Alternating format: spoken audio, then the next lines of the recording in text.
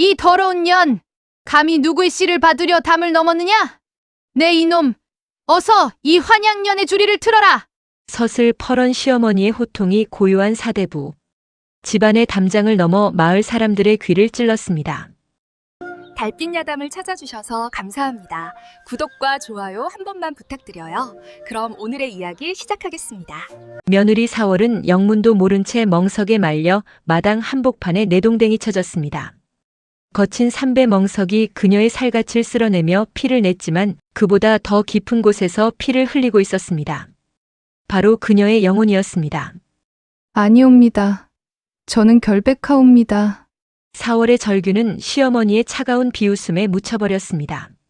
마당 곳곳에는 촛불을 든 하인들이 둘러섰고 그들의 눈빛은 호기심과 경멸로 일렁였습니다. 동네 사람들도 하나둘 담 너머로 고개를 내밀기 시작했습니다. 소문은 불길보다 빨랐습니다. 해가 뜨기도 전에 온 고을에 퍼질 추문이었습니다. 칠거지약 중 으뜸인 무자 자식을 못 낳음도 모자라 외간 남자와 통정해 가문의 핏줄을 더럽히려 했다는 누명이 사월의 목을 죄어왔습니다. 시어머니는 사월의 방에서 끌려나온 하인을 마당 중앙에 세웠습니다. 그 하인은 고개를 숙인 채 떨고 있었지만 눈매 어딘가에는 이상한 미소가 떠 있었습니다. 이놈! 감히 상전 마님의 방에 들어가 무슨 짓을 한 것이냐? 시어머니의 추궁에 하인은 마치 연습이라도 한 듯 또박또박 대답했습니다.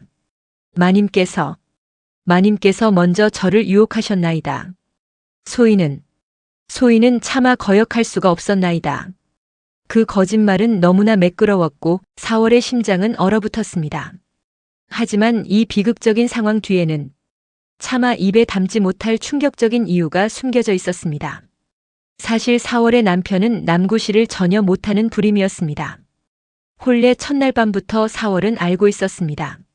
남편이 그녀를 가까이 하지 못하고 수치심에 떨며 방구석으로 물러나던 그 모습을 처음에는 신혼의 긴장이라 여겼지만 한 달이 지나고 두 달이 지나도 남편은 그녀의 손끝조차 제대로 잡지 못했습니다. 가문의 대가 끊길 것을 두려워한 시어머니는 자신의 아들이 병신이라는 소문이 날까 두려워 오히려 며느리에게 음탕한 년이라는 누명을 씌워 내쫓기로 결심한 것이었습니다. 그녀는 이미 석 달 전부터 하인 득삼이를 불러 치밀하게 계획을 짰습니다. 너는 사월이의 방에 들어가 있기만 하면 된다. 내가 사람들을 데리고 들이닥칠 테니 그저 고개만 숙이고 내가 시키는 대로 말만 하면 된다. 시어머니는 비열하게도 미리 매수한 하인을 사월의 방에 밀어넣고는 현장을 덮치는 연출까지 감행했습니다. 득삼이는 은자 10량을 받고 이 추악한 연극에 동참했습니다. 그의 가족은 흉년에 굶어 죽기 직전이었고 그 돈은 생명줄이나 마찬가지였습니다. 양심과 배고픔 사이에서 그는 배고픔을 선택했습니다. 어머님, 사실을 말씀해 주십시오. 서방님이 어떤 몸인지 어머님이 제일 잘 아시지 않습니까? 사월이 피눈물을 흘리며 절규했지만 시어머니는 비웃으며 그녀의 얼굴에 침을 뱉었습니다. 끈적한 침이 사월의 뺨을 타고 흘러내렸습니다. 그 순간 사월은 느꼈습니다. 자신이 이 집안에서 사람이 아니라 그저 대를 잇기 위한 도구. 아니 이제는 버릴 쓰레기로 전락했다는 것을. 내 죄를 덮으려 내 아들을 모함해.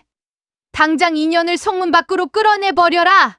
다시는 이 근방에 발도 못 붙이게 해라. 시어머니의 명령에 장정들이 사월을 끌어냈습니다. 사월은 발버둥 쳤지만 소용없었습니다. 그녀의 손톱이 마당 흙을 긁어냈고 그 흔적은 마치 절규하는 영혼의 상처처럼 깊게 패였습니다. 방 안에서 지켜보던 남편은 창문 틈으로 얼굴을 내밀었다가 황급히 숨었습니다. 그의 눈에는 미안함과 수치심이 뒤섞여 있었지만 입을 열 용기는 없었습니다. 어머니의 권위 앞에서 그리고 자신의 치부가 드러날까 두려워 그는 비겁하게 침묵을 선택했습니다. 그 침묵은 사월에게 칼보다 날카로운 배신이었습니다. 결국 사월은 옷가지 하나 챙기지 못한 채 보찜도 없이 쫓겨났습니다.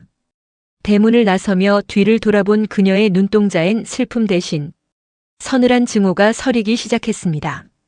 붉게 타오르던 촛불들이 그녀의 눈에 비쳤고 그 불빛은 마치 복수의 불씨처럼 그녀의 가슴속 깊이 자리 잡았습니다.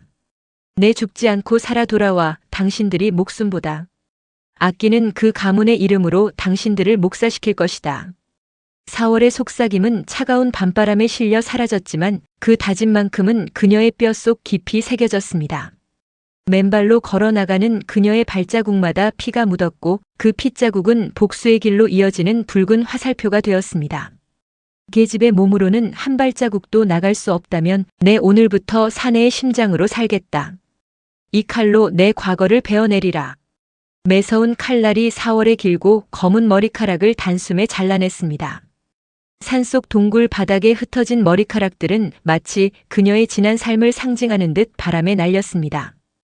쫓겨난 뒤 산속 동굴에서 죽음만을 기다리던 4월은 사흘 동안 물 한 모금도 마시지 못한 채 죽음의 문턱까지 갔습니다. 그녀의 입술은 갈라져 피가 맺혔고 눈꺼풀은 무겁게 감겼습니다. 꿈속에서 그녀는 시어머니의 비웃음과 남편의 비겁한 침묵을 되풀이해서 보았습니다. 하지만 사흘째 되는 밤 동굴 입구로 달빛이 쏟아져 들어왔고 그 빛 속에서 4월은 깨달았습니다. 자신이 여기서 죽으면 그들의 승리라는 것을. 굶주림보다 강한 복수심으로 다시 일어선 4월은 비틀거리며 산을 내려왔습니다. 마을 어귀 우물가에서 물을 마시던 그녀는 우물에 비친 자신의 초라한 모습을 보았습니다. 남루한 옷, 헝클어진 머리, 피로 얼룩진 얼굴. 그 순간 그녀는 결심했습니다. 이 몸으로는 안 된다고. 그녀는 잘라낸 머리카락을 모아 장터에 팔았습니다. 여인들의 머리카락으로 만든 가채가 귀하다더군요. 행상이는 그녀의 머리카락을 보며 흥정을 했고 4월은 은자 성냥을 받았습니다. 그 돈으로 그녀는 낡은 갓과 도포 그리고 남자의 버선과 집신을 구했습니다. 객주 뒷방에서 그녀는 거울 조각을 들고 자신의 모습을 바꾸기 시작했습니다. 가슴을 천으로 단단히 동여맸습니다. 숨쉬기가 힘들 정도로 조였지만 참아냈습니다. 목소리를 낮추는 연습을 수백 번 반복했습니다. 걸음걸이도 바꿨습니다. 여인의 종종 걸음이 아닌 사내의 성큼성큼한 걸음을 익혔습니다. 이제 그녀의 이름은 4월이 아닌 한양 상단의 말단 서기 이무결입니다. 무결 흠없다는 뜻이었지만 사실은 아이러니였습니다. 그녀의 삶은 온통 상처투성이었으니까요. 하지만 그 이름 뒤에 진짜 자신을 숨기고 새로운 사람으로 세상과 맞서기로 한 것입니다. 하지만 여인의 몸으로 거친 상인들 틈에서 살아남는 것은 지옥보다 고통스러웠습니다. 첫날 상단의 행수는 그녀를 위아래로 훑어보며 콧방귀를 뀌었습니다. 이 깡마른 놈이 뭘 할 수 있겠어? 일단 짐이나 날라봐. 4월은 자신의 몸무게만큼이나 무거운 쌀가마니를 등에 짊어져야 했습니다. 등뼈가 삐걱거리고 무릎이 후들거렸지만 그녀는 이를 악물고 버텼습니다. 밤이 되면 온몸이 쑤셔서 잠을 이룰 수 없었습니다. 하지만 다른 사내들이 코를 골며 잠든 사이 4월은 촛불을 켜고 장부를 펼쳤습니다. 숫자를 익히고 거래의 흐름을 파악하고 각 지역의 물가를 외웠습니다. 이 처절한 변신 뒤에는 누구도 예상치 못한 충격적인 계책이 숨겨져 있었습니다. 4월은 단순히 돈을 벌기 위해 상단에 들어간 것이 아니었습니다. 그녀는 조선의 모든 돈줄이 모이는 경강상단의 장부를 장악하여 훗날 시댁 가문이 의지하는 고리대금과 토지 문서의 숨통을 조일 계획을 세운 것입니다. 그녀는 낮에는 무거운 짐을 나르고 밤에는 기름을 태우며 숫자를 익혔습니다.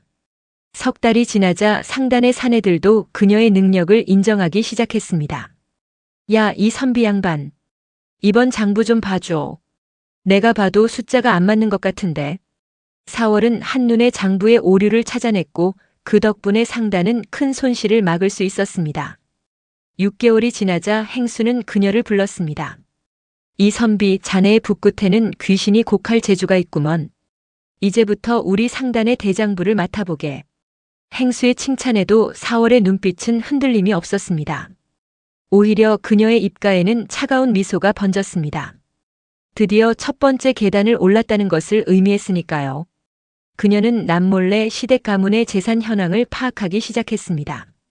경강상단은 조선 팔도의 모든 거래가 모이는 곳이었습니다.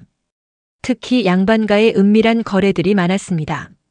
표면적으로는 청렴한 척하지만 뒤로는 고리대금을 놓고 소장료를 착취하는 위선적인 양반들의 실체가 장부 속에 낱낱이 기록되어 있었습니다.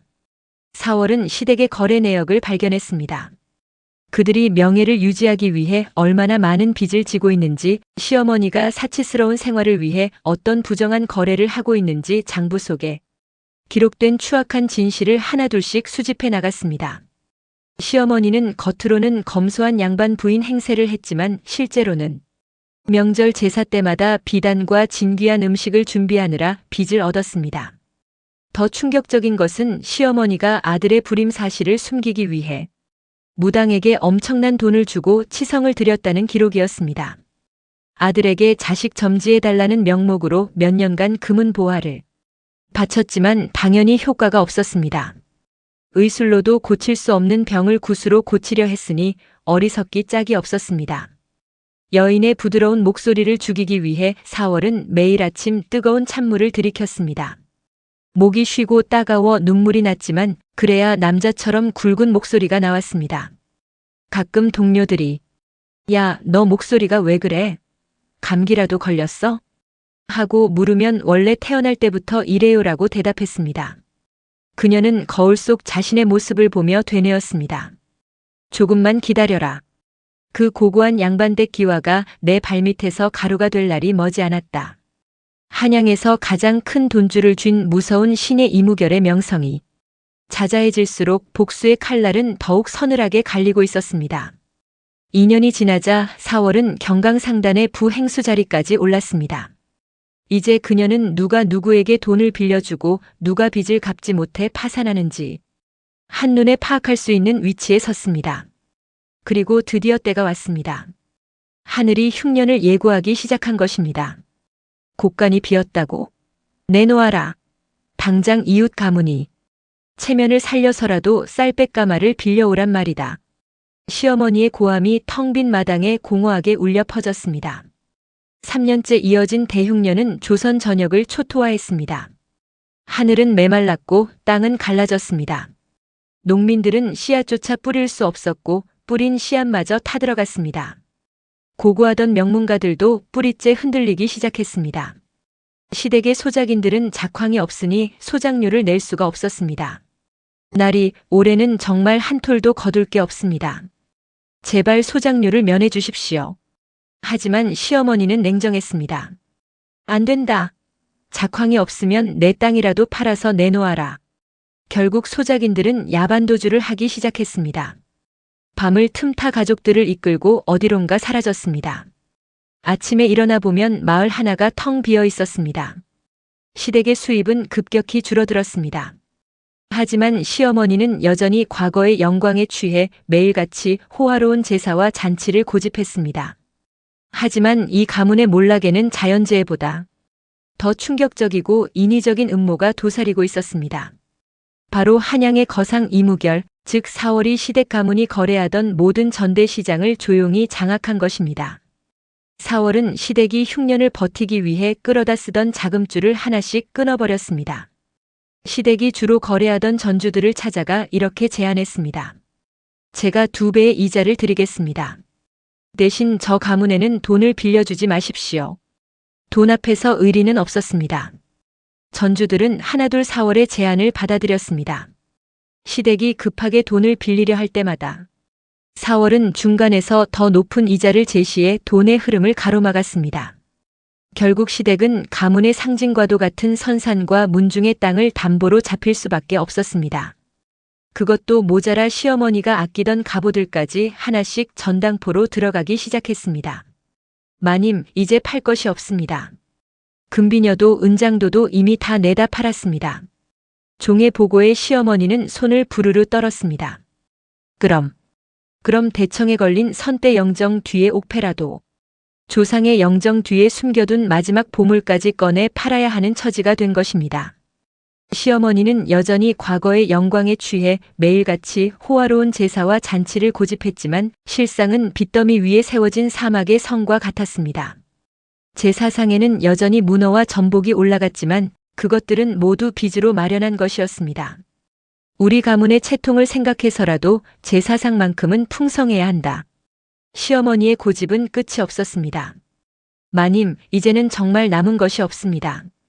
소작인들은 모두 달아났고 한양의 큰 손이 우리 집 문서를 사들였다고 합니다. 집사의 보고에 시어머니의 얼굴이 하얗게 질렸습니다. 뭐라고? 누가 감히 우리 가문이 문서를? 집사는 떨리는 목소리로 대답했습니다. 경강상단의 대방이라는 자입니다. 이무결이라고. 한양에서 손꼽히는 거상이라 합니다. 시어머니는 그 이름을 들어본 적이 없었습니다. 당연했습니다. 4월은 남장을 하고 이름까지 바꿨으니까요. 아들은 여전히 방구석에 박혀 무기력하게 술만 들이켰습니다. 어머니, 이제 그만하십시오. 우리는 이미 끝났습니다. 술에 취한 남편의 목소리는 포기로 가득했습니다. 하지만 시어머니는 인정하지 않았습니다. 입 다물어. 내가 제대로 된 씨라도 뿌렸으면 이 지경까지 오지 않았어. 집안의 노비들은 굶주림을 참지 못해 야반도주를 일삼았습니다. 어제까지 집안일을 하던 종이 오늘 아침에는 사라졌습니다. 그들은 떠나면서 곡식이라도 좀 훔쳐갔습니다. 시어머니는 분노했지만 어쩔 도리가 없었습니다. 잡아다 벌을 줄 힘도 권위도 이제는 없었으니까요.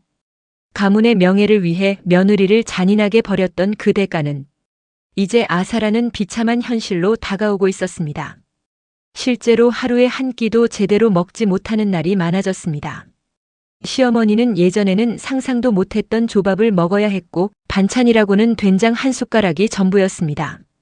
4월은 멀리 한양의 집무실에서 시댁 가문이 보낸 간절한 차용 편지를 내려다보았습니다.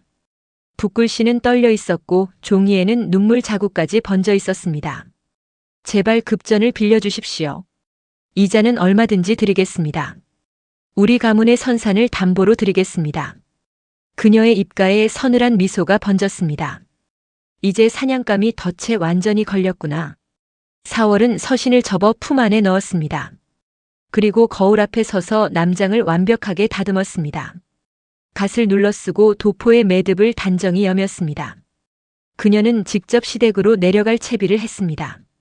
단순히 돈을 빌려주러 가는 것이 아니라 그들이 목숨보다 귀하게 여기는 가문의 껍데기를 완전히 벗겨내기 위한 최후의 행차였습니다. 수레에는 쌀가마니와 은괴가 실렸지만 그것은 구원이 아닌 멸망의 상징이었습니다.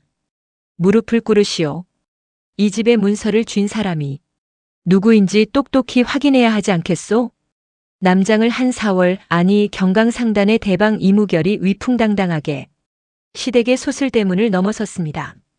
과거 소복 차림으로 끌려나갔던 그 마당에 이제는 수십 명의 수하를 거느린 채 비단 도포를 휘날리며 서 있는 것입니다. 햇살이 그녀의 도포에 반사되어 눈부시게 빛났고 그 빛은 마치 승리의 후광 같았습니다. 굶주림에 지쳐 안방에서 기어나온 시어머니는 눈앞의 젊은 상인이 누구인지도 모른 채 그저 돈줄을 쥔 구세주인 줄 알고 비굴하게 손을 비벼댔습니다. 예전에 당당하고 거만하던 모습은 온데간데 없고 이제는 등이 굽고 살이 빠진 노파의 모습이었습니다. 하지만 4월이 이 자리에 나타난 데에는 가슴 서늘한 반전의 목적이 있었습니다. 오, 대방 어른. 이 흉년에 여기까지 걸음을 해주시다니요. 우리 가문이 대대로 이 고을의 기둥이었으니 조금만 융통해 주시면 은혜는 잊지 않겠습니다. 시어머니의 아첨 섞인 목소리에는 절박함이 배어 있었습니다. 그녀는 4월의 도포 자락을 붙잡으려 했지만 4월은 한 걸음 뒤로 물러났습니다. 4월은 갓끝을 들어 올려 시어머니의 눈을 정면으로 응시했습니다.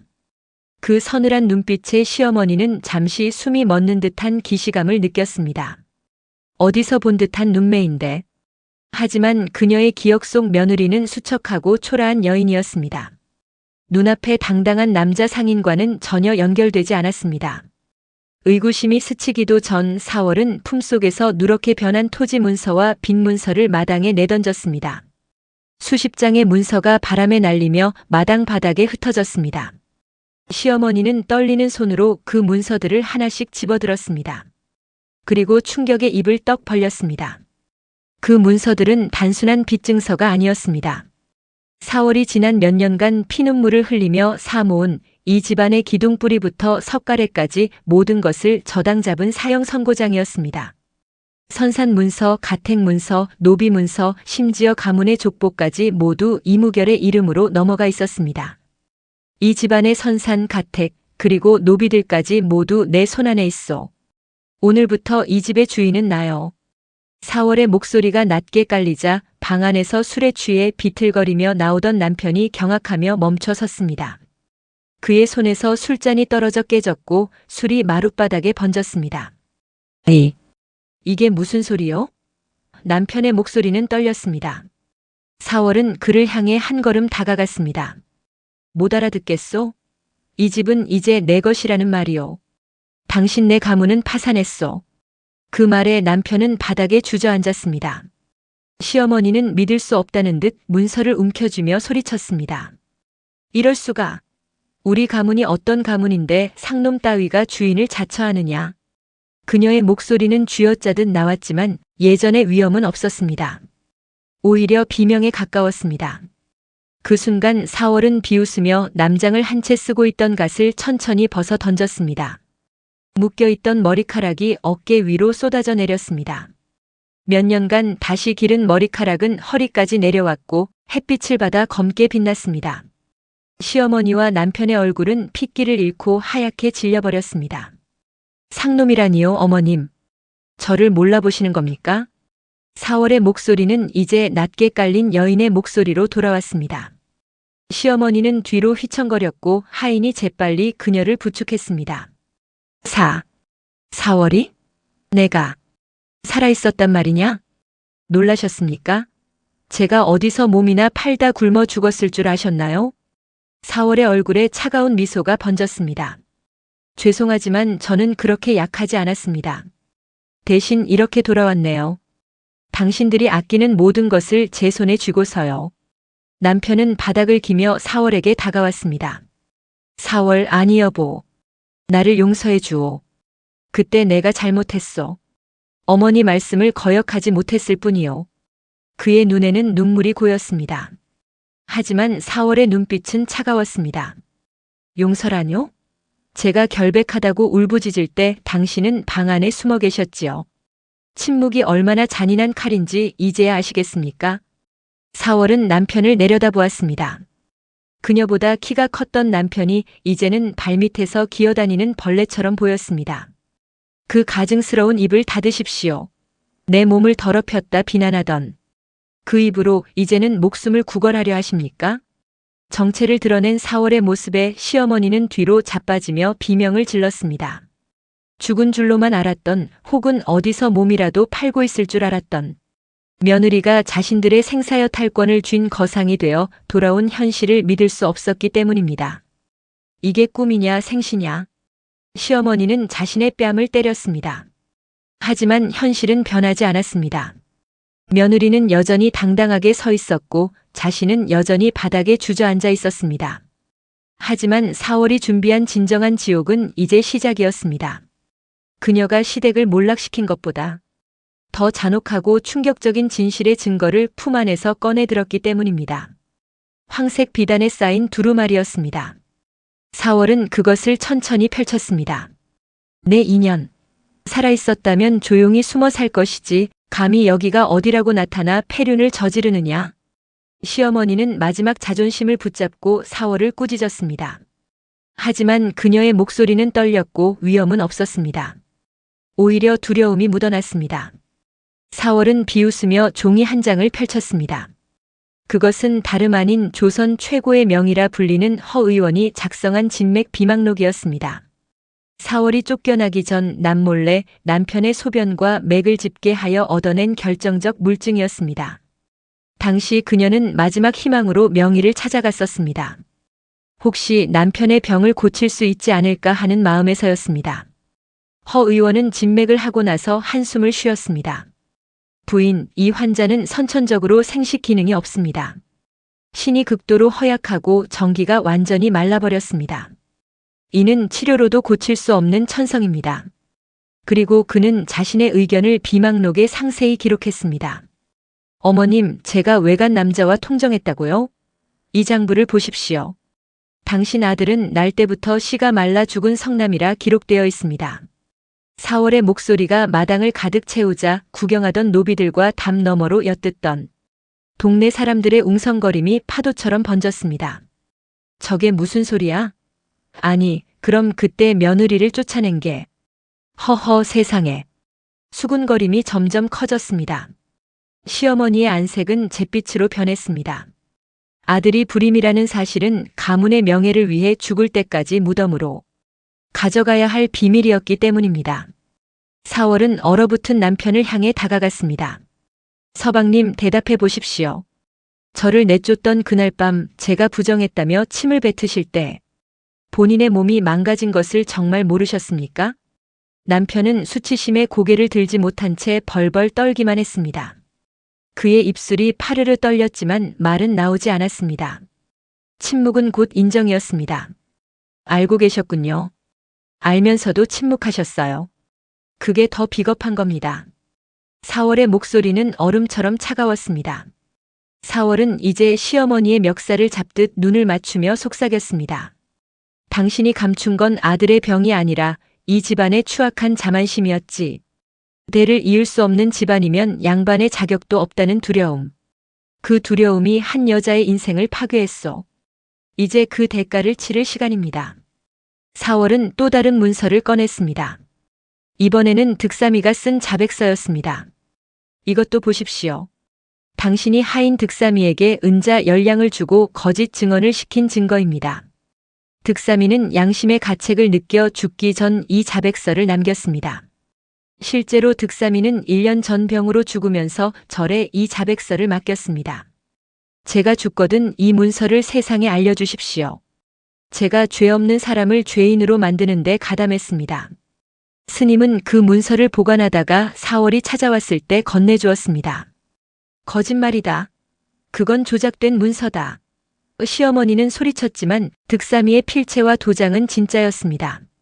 마을 사람들도 그것을 알아보았습니다.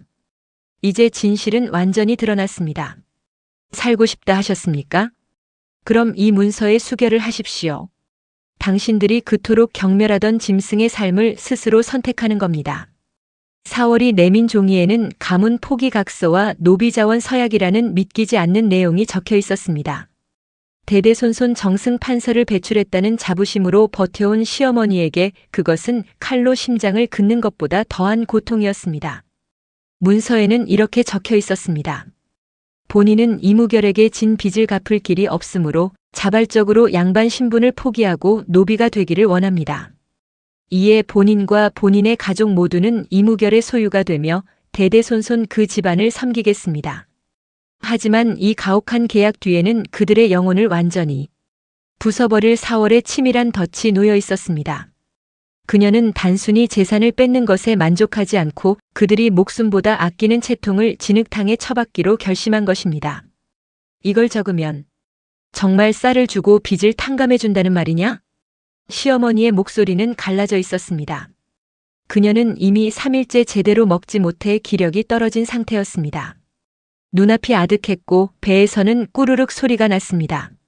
4월은 차가운 눈빛으로 쌀 가마니가 가득 실린 수레를 가리켰습니다.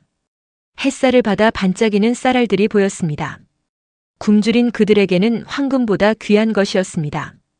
오늘 이 문서에 수결하지 않으면 내일 아침 당신들은 이 집에서 쫓겨나 길가에서 굶어 죽은 시체로 발견될 것입니다. 선택은 자유지요. 굶주림에 눈이 뒤집힌 남편이 먼저 기어나와 지장을 찍으려 하자 시어머니는 절규하며 아들의 손을 붙잡았습니다. 안 돼. 우리 선조님들의 얼굴에 먹칠을 하는 것이야. 차라리 굶어 죽자. 하지만 남편은 시어머니의 손을 뿌리쳤습니다. 어머니, 이제 그만하십시오. 명예가 배를 채워줍니까? 조상이 밥을 줍니까? 그는 떨리는 손으로 지장을 찍었습니다. 붉은 인주가 종이에 찍히는 순간 수백 년 가문의 역사가 끝났습니다. 그러나 이미 무너진 가문의 명예는 텅 빈 뱃속을 채워주지 못했습니다. 결국 시어머니는 피눈물을 흘리며 손가락에 먹물을 묻혔습니다. 그녀의 손은 떨렸고 먹물이 종이에 번졌습니다. 그들이 며느리에게 누명을 씌워 쫓아냈던 바로 그 자리에서 이제는 거꾸로 자신들이 며느리의 종이 되겠다는 서약을 한 것입니다. 사월은 비웃으며 그 문서를 챙겼습니다. 좋습니다. 오늘부터 이 집안의 모든 상전은 나이며 당신들은 내 허락 없이는 물 한 모금도 마실 수 없는 나의 소유물입니다. 그녀는 문서를 품에 넣으며 차가운 미소를 지었습니다. 사월은 즉시 명령을 내렸습니다. 저들의 도포를 벗겨라. 하인들이 달려들어 시어머니와 남편의 옷을 벗겼습니다. 양반의 상징인 도포가 벗겨지자 그들은 속옷 차림으로 서 있어야 했습니다. 수치심에 얼굴이 붉어졌습니다. 이제 가장 거친 베옷을 입혀라. 사월의 명령에 종들이 누더기 같은 베옷을 가져왔습니다. 그것은 평소 하인들도 입지 않는 가장 거친 옷이었습니다. 시어머니는 그 옷을 입으며 울먹였습니다. 부드러운 비단에 익숙했던 살갗의 거친 배가 쓸리자 따가웠습니다. 그리고 사월은 시어머니의 손에 빗자루를 들려주며 덧붙였습니다. 어머님, 아니 이제는 노비 노파라 불러야겠군요. 우선 내가 내쫓기던 그날 흘린 눈물 자국부터 이 마당에서 깨끗이 닦아내십시오. 고고하던 대갓집 마님이었던 시어머니가 며느리 발치에서 마당을 쓰는 굴욕적인 광경은 온 마을의 구경거리가 되었습니다. 담 너머로 구경하던 사람들은 수군거렸습니다. 저게 그 유명하던 양반댁 마님이라니. 세상 참. 인과응보라는 게 정말 있나 보네. 내 아들은 멀쩡하다. 전현이 요술을 부려 가짜 문서를 만든 것이야. 제발 이 미친 짓을 멈춰라.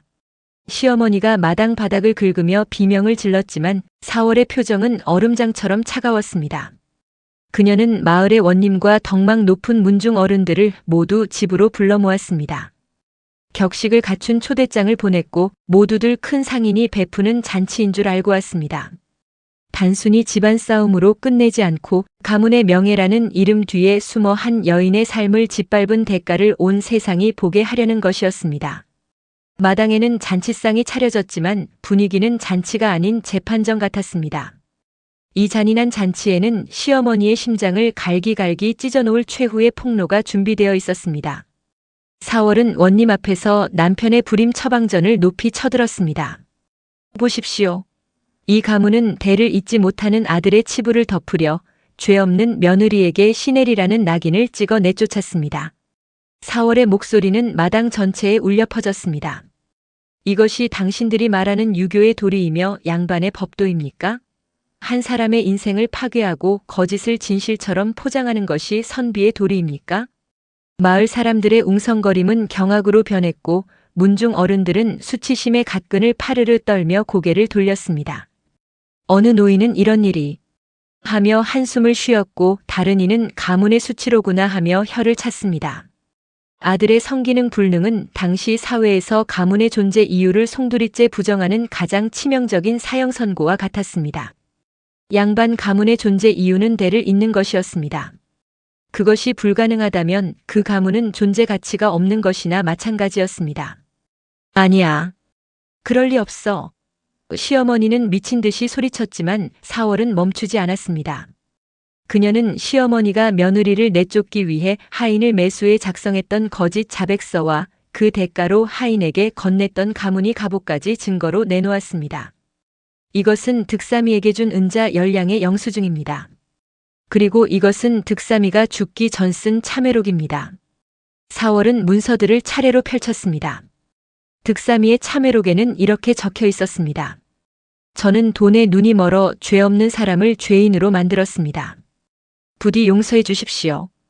가문의 번영을 위해 조상을 팔고 아들의 자존심을 위해 타인의 인생을 파괴한 추악한 민낯이 백일하에 드러나는 순간이었습니다. 문중 어른 중 한 명이 벌떡 일어나 소리쳤습니다. 이것이 사실이라면 이 가문은 우리 문중의 수치다.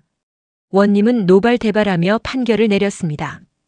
천륜을 어기고 무고한 일을 해한 죄, 그 죄질이 지극히 불량하다. 이 집안의 족보를 파내고 모든 직함을 박탈한다. 원님의 부채가 탁자를 내리쳤고 그 소리는 최후의 판결처럼 울렸습니다. 또한 원님은 이어 말했습니다. 이 가문은 향교에서 제명하고 과거 응시 자격도 박탈한다. 문중에서도 파문시키라. 그의 판결은 단호했습니다. 한순간에 명문가에서 범죄자 집안으로 추락한 시어머니는 가슴을 쥐어뜯으며 피를 토했습니다. 실제로 그녀의 입에서 붉은 피가 흘러나왔습니다. 너무 큰 충격에 오장육부가 뒤틀린 것입니다. 하지만 아무도 그녀를 부축하지 않았습니다. 모두가 그녀를 멀리했습니다. 4월은 무너져 내리는 시어머니의 곁으로 다가가 귓속말을 남겼습니다. 어머님, 이제야 당신이 그토록 아끼던 그 가문이 사라졌네요. 축하드립니다. 이제 오로지 당신의 죄만 남았으니까요. 시어머니의 눈에서 마지막 눈물이 흘러내렸습니다. 하지만 그것은 뉘우침의 눈물이 아니었습니다. 자신의 인생이 끝났다는 절망의 눈물이었습니다. 그녀는 여전히 자신의 잘못을 깨닫지 못했습니다. 문중 어른들은 하나둘 자리를 떴습니다. 저런 가문과는 더 이상 상종할 수 없네. 우리 문중의 수치로다. 그들의 뒷담화는 시어머니의 귀에 칼처럼 박혔습니다. 평생 쌓아온 인맥이 하루아침에 무너졌습니다. 이 집을 불태워라. 기와 한 장, 흙 한 줌도 남기지 말고 이 가문의 흔적을 세상에서 지워버려라. 4월의 서슬 퍼런 명령과 함께 수백 년간 권세를 누리던 저택의 기둥마다 불길이 치솟았습니다. 하인들이 곳곳에 불을 놓았고 마른 목재는 순식간에 활활 타올랐습니다. 대들보가 불타며 무너져 내렸고 기와가 깨지는 소리가 요란했습니다. 무너져 내리는 석가래 사이로 시어머니와 남편의 절규가 섞여들었습니다. 안 돼. 선조님들의 위패가. 시어머니는 사당으로 뛰어들려 했지만 하인들이 그녀를 붙잡았습니다. 마님, 아니 높아. 들어가시면 타 죽습니다. 남편은 무릎을 꿇고 빌었습니다. 제발, 제발 집만은 살려주시오. 여기는 우리 조상님들이 대대로 사시던 곳이오. 하지만 4월은 단 한 번도 뒤를 돌아보지 않았습니다. 그녀의 눈에는 연민도 동정심도 없었습니다. 재산을 되찾고 복수를 완수하는 것보다 더 충격적이고 위대한 결말이 그녀를 기다리고 있었기 때문입니다. 집이 다 타버린 후 4월은 마당 한가운데 남은 재 위에 섰습니다. 그리고 품속에서 육중한 보자기를 꺼냈습니다. 그녀는 시댁의 전 재산을 처분한 금괴를 보란듯이 가난한 소작인들과 흉년의 자식을 판 백성들에게 나누어 주었습니다. 이 돈은 원래 여러분의 땀으로 만들어진 것입니다. 제자리로 돌아가는 것뿐입니다. 소작인들은 믿을 수 없다는 표정으로 금괴를 받았습니다. 네. 대방님, 이게 정말 저희 거란 말씀이십니까? 한 노인이 떨리는 손으로 금괴를 쥐며 울먹였습니다. 이제 손주들 굶기지 않아도 되겠구려. 자식을 팔았던 여인이 4월 앞에 무릎을 꿇었습니다. 은인이십니다. 이제 제 딸을 되찾을 수 있겠습니다. 그녀는 오열하며 4월의 손을 잡았습니다. 4월은 그녀를 일으켜 세우며 말했습니다. 일어나십시오. 당신은 더 이상 누구에게도 무릎 꿇을 필요가 없습니다. 내 복수는 그들을 죽이는 것이 아니라 그들이 그토록 지키려 했던 가진 자의 오만을 무너뜨리는 것이었다. 불타는 저택을 등지고 선 4월의 말에 마을 사람들은 숙연해졌습니다. 복수란 단순히 상대를 해치는 것이 아니라 잘못된 구조를 바꾸는 것이라는 깨달음이었습니다. 이제 4월은 남자의 옷도 벗어던지기 시작했습니다. 도포를 벗고 가슴을 조였던 천을 풀었습니다. 숨을 깊이 들이마시자 폐가 시원하게 확장되었습니다. 몇 년 만에 처음으로 여자로서 숨을 쉬는 기분이었습니다. 누군가의 며느리라는 이름도 모두 벗어던졌습니다. 그녀는 자신을 따르던 상단의 사람들에게 선포했습니다. 이제부터 우리는 누구의 핏줄이 아닌 자신의 실력으로 평가받는 새로운 상단을 세울 것입니다. 여자라도 능력이 있으면 대방이 될 수 있고 천민이라도 정직하면 행수가 될 수 있습니다. 신분과 성별이 아닌 오직 실력과 인품으로 평가받는 상단을 만들겠습니다. 4월의 선언에 상단 사람들은 환호했습니다. 그 중에는 4월의 정체를 이미 알고 있던 이들도 있었습니다. 하지만 그들은 그녀의 능력을 인정했기에 침묵했고 오히려 보호해 주었습니다. 대방님, 아니 4월 나으리. 저희는 처음부터 나으리를 따르기로 마음먹었습니다. 여자든 남자든 상관없습니다. 시어머니는 미쳐버린 채 거리를 떠도는 거지가 되었습니다. 며칠 후 마을 사람들은 그녀가 저작거리에서 구걸하는 것을 목격했습니다. 양반댁 마님이 적골이 되다니. 사람들은 혀를 찼지만 동정하지는 않았습니다. 그녀의 악행을 모두 알고 있었기 때문입니다. 시어머니는 정신이 오락가락했습니다. 어떤 날은 우리 아들이 장원급제했어요. 하며 웃었고 어떤 날은 며느리가 나를 죽이려 해. 하며 소리쳤습니다. 사람들은 그녀를 피했고 아이들은 돌을 던졌습니다. 남편은 평생 자신의 이름을 숨긴 채 남의 집 머슴살이로 생을 연명하게 되었습니다. 그는 이웃 마을로 가서 저는 천안 출신입니다라고 거짓말을 하며 머슴으로 들어갔습니다. 양반이었다는 사실을 숨겼습니다. 그것이 알려지면 더 큰 수치가 될 것이기 때문입니다. 그는 매일 밭을 갈고 소를 먹이고 물을 길었습니다. 손에는 굳은 살이 박혔고 등은 굽었습니다. 예전에는 붓 한 번 잡아보지 않았던 손이 이제는 괭이질에 익숙해졌습니다. 밤이 되면 외양간 구석에서 잠을 잤습니다. 어느 날 주인집 딸이 물었습니다. 아저씨는 왜 항상 우는 얼굴을 하고 있어요? 남편은 대답하지 못했습니다. 그저 눈에 먼지가 들어갔다며 얼버무렸습니다. 하지만 실제로는 후회의 눈물이었습니다. 그때 내가 용기를 냈더라면 가문의 명예라는 허울에 갇혀 한 여자를 괴물로 만들려 했던 대가는 그토록 처참했습니다. 반면 4월은 한양에서 가장 존경받는 여성 상인이자 힘없는 여인들의 안식처를 만드는 후원자로 다시 태어났습니다. 4월은 한양 북촌에 여인의 집이라는 쉼터를 세웠습니다. 시집살이에 쫓겨난 여인들, 남편에게 맞아 도망친 여인들, 갈 곳 없는 과부들이 모여들었습니다. 4월은 그들에게 거처와 음식을 제공했을 뿐 아니라 기술을 가르쳤습니다. 바느질을 익히십시오. 장부를 쓰는 법을 배우십시오. 그러면 여러분도 스스로 먹고 살 수 있습니다. 4월의 가르침에 여인들은 하나둘 자립하기 시작했습니다. 얼마 지나지 않아 그곳은 한양에서 가장 실력 있는 바느질 장인들과 계산의 밝은 여성 서기들을 배출하는 곳이 되었습니다. 어느 날 한 젊은 여인이 4월을 찾아왔습니다. 저도 시댁에서 쫓겨났습니다. 아이를 낳지 못한다는 이유로요. 하지만 제 남편이 저를 가까이 한 적은 단 한 번도 없었습니다. 4월은 그 여인을 껴안았습니다. 이제 안전합니다. 여기서는 누구도 당신을 비난하지 않습니다. 4월의 명성은 조선 팔도에 퍼졌습니다. 한양에 여장부가 있는데 그분은 억울한 여인들의 어머니이자 누나이자 친구다라는 소문이 돌았습니다. 심지어 궁궐에서도 그녀의 이야기가 들렸고 어느 궁녀는 민간에 저런 분이 계시다니 나라의 희망이로소이다라고 말했다고 합니다. 잿더미가 된 시댁 터를 바라보며 4월은 품속에 간직했던 낡은 혼인 서약서를 불길 속으로 던져 넣었습니다. 그것은 그녀가 마지막까지 간직하고 있던 유일한 과거의 증거였습니다.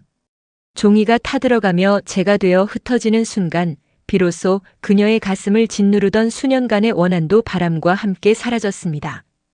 불길이 서약서를 집어삼키자 주황색 불꽃이 하늘로 치솟았습니다. 그 불꽃은 마치 4월의 영혼을 정화하는 의식처럼 아름다웠습니다. 재가 바람에 날려 하늘로 올라가고 4월은 깊은 숨을 내쉬었습니다. 나 4월, 이제야 비로소 오롯이 나의 인생을 살리라. 그녀는 말에 올라탔습니다. 새로 맞춘 한복 치마 저고리가 바람에 펄럭였습니다. 더 이상 남자 옷을 입을 필요도 정체를 숨길 필요도 없었습니다.